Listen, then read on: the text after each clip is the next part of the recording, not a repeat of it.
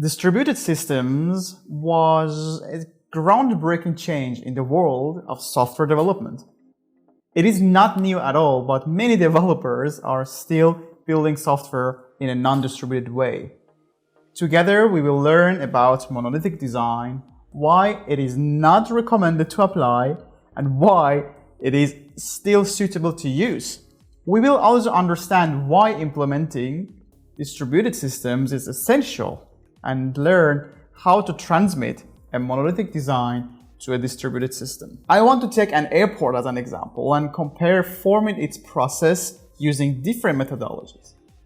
First, imagine a fictive airport running under a monolithic practice, then we change it to a distributed system. So, in a nutshell, monolithic systems are standalone systems that provide all the capabilities and functionalities in one closed system, like your TV. As the name suggests, the distributed system is a system where capabilities are distributed across multiple independent systems, such as your TV, along with subwoofers and soundbars. So when you think about TV, there is one single object in your mind. But when you say home theater, you imagine your customized components based on your need. So let's explain a little bit about the situation that we have here. We are at the Monolithic Airport and you will have to queue up for quite some time. After a while, you reach the counter. The operator, let's call her Sarah, operates all the standard check-in procedures by checking your luggage, giving you an immigration stamp, and providing you your boarding pass. After that, Sarah also takes care of the necessary security measures to escort you to the next screening checkpoint. After that, Sarah finishes her job with you and she will head back to the counter to serve the next passenger. I want you to think intensively about this situation. You have to wait for quite some time initially, but the good part of the story is that you, as a passenger, get the entire process done by one person at once. Easy, right? However, you might get exhausted if you had to do all of those things at once. The operator will also be tired and might even lose her focus because she has to jump into different roles. If anything goes wrong along the process, you might need to start it from scratch. That is another problem. On the positive side, if the airport's crowd is minimal, everything will be fast and effortless. So, as we just learned, this kind of process and design is not suitable for the high amount of traffic, which in our example is the airport. Imagine how long it takes to train one single employee in all sectors. How often the operators make mistakes because they have to jump into different contexts. Keeping in mind the implications of some parts of the process need high security and safety awareness, and some require good communication and proper customer service attitude.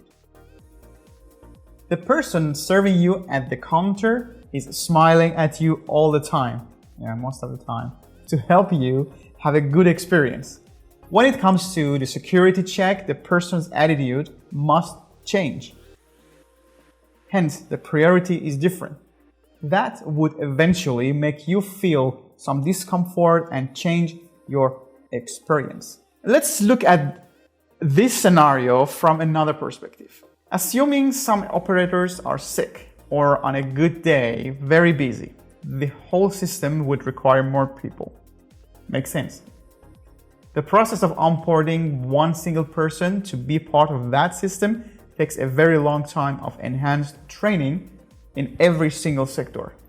We require a wide range of skills and mindsets for different trainees. Again, assume a person is very good at logical thinking but holds low emotional intelligence, not an ideal citizen of the system. So, to create a suitable person to perform tasks from A to Z for this specific job requires substantial effort. I'm not saying it's not possible, but it is too hard and slow. So we review the problem very quickly as a real problem.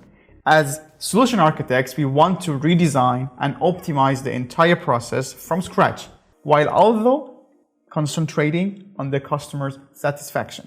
The system's efficiency and security are critical in all aspects, which still need to be in the picture, but we need to be more efficient on the human and system resources for the entire process. Let's review it very quickly. What is wrong with the first approach? The operator who was doing the whole thing needed a very long onboarding process to learn and implement many more skills. That is clear, especially the soft skills, including customer service and communication skills, to provide the passengers with a good customer experience. And then, when you proceed to the immigration process, you need people to pay attention to the detail. They need to do their job 100% right, and there is no room for mistakes. No one passes the immigration border without valid documents. There also will be continuously a high amount of new security determinations and new laws and regulations. Having to train the same person who was at the counter for checking your documents to be as good as with immigration rules and processes would be very challenging and almost impossible. The next would be the security personnel. They can't allow any mistake. And in this case, they don't have any reason to be nice to you, when their first priority is to make sure everything is right and keep you and anybody else in the airport safe. The chance of you experiencing or feeling a bit of discomfort is likely. So another aspect which is very important is the corruption risk.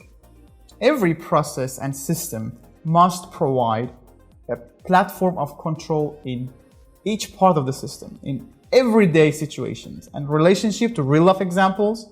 When one person is doing multiple jobs and has broad power and responsibilities, we have a high risk of corruption. When there is one corrupt person in the system, it can cause the whole process to be dysfunctional. In some literature, they talk about something like the Swiss cheese model. You put many security and control layers in your system to provide each sector with its independent security chain and controlling. You, the passenger who wants to fly and enjoy your vacation, ask yourself why they are checking my passport in every section. It is to make sure none of the previous steps was faulty. To analyze this more clearly, let's assume the person at the check-in counter, just for the sake of this video, is corrupted. And she enables you to go on to the next process of your journey without checking all the necessary documents. Once you reach the security section where another person is serving you with a higher security demand, they have to recheck your papers and you will not be allowed to get along with your process. In the domain-driven design in software development, we call it the anti-corruption layer 2. Very interesting. There are different services and contexts where you need to put various controlling and security layers on your services. So let's dip into the solution slowly. Now we can say we have detected 4 completely independent processes. Process number 1, check-in. Process number 2, the immigration. Process number 3, security. And process number 4 is waiting at the terminal before you board onto the plane. And that's actually the whole airport experience. In the first monolithic architecture, the same person is responsible for everything, even in high traffic. So in the airport, you will sometimes find that your system is exhausted and everyone queuing up has to wait for a long time until the operator is free. So if we divide that one long queue into 4 shorter lines, we will have a more efficient solution. You think how? The waiting time cumulatively would be the same but more efficient. When we split into 4 different smaller processes. Bear with me, you will understand why. Assume you were the airport supervisor or manager. You can observe which part could be optimized to have less queuing time. For instance, if you conclude that it is much cheaper to train people for the check-in service than security, then you might train more people for that purpose.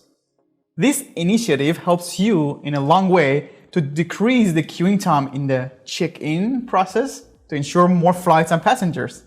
So you have more time and control over which parts might require more attention, more resources, or even enhanced training.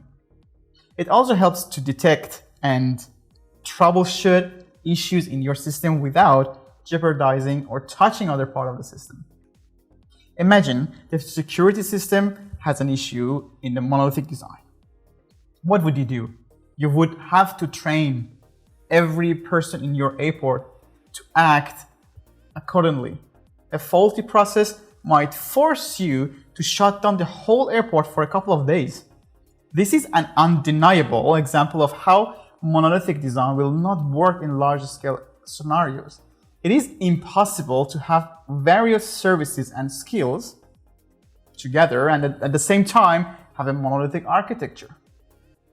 In some cases, it will still work. However, in cases such as this specific example, the monolithic pattern will not work. So, before we go deeper in designing the solution, in conclusion for this episode, let's say if you have entirely different context and nature of services in your technical system or your software, the monolithic design will not operate well. And if you happen to make it work by continuous maintenance of the whole system, it is still impossible to sustain it for a long time. This is one of my favorite examples of how monolithic systems must be transformed into non-monolithic and put enough attention into the responsibility segregations. I hope you have enjoyed this video and you are looking forward to learning more about how we split the whole system and then design it to fit into a modern design pattern technically. Thank you so much. See you in the next episode.